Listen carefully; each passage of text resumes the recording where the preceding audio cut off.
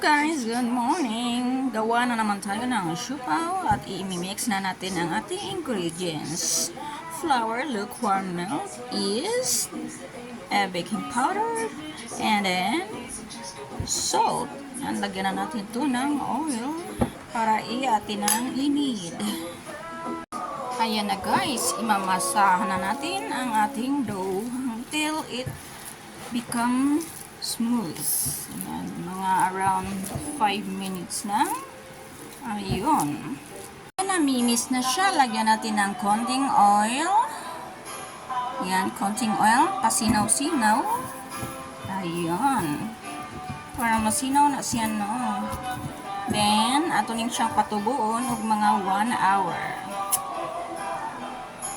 Ito na ang ating chicken for filling sa ating siupaw. Na-brace ko na to ng mga 25 minutes. Then, ato ning i-strip.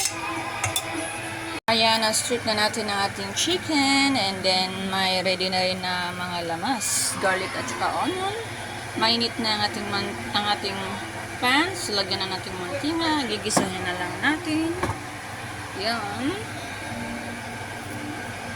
Gigisahin na natin ang ating lamas. Ayan, nagisa na natin ang ating lamas.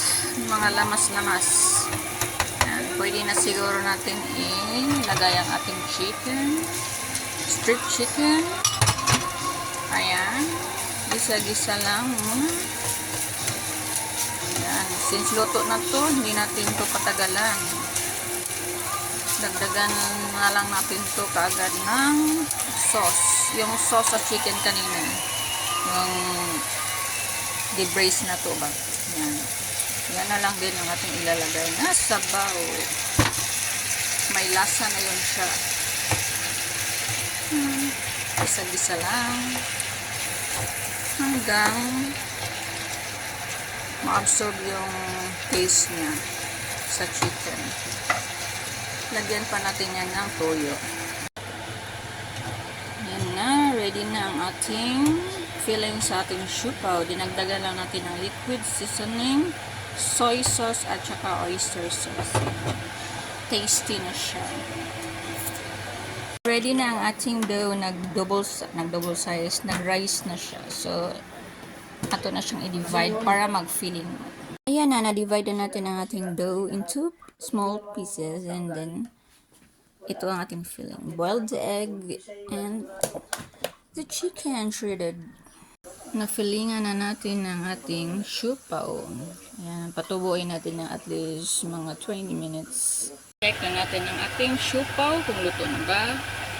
I think a little bit more to cook. Siupaw! Oh, siupaw, siupaw! Luto na akong siupaw. Kain na tayo ng siupaw.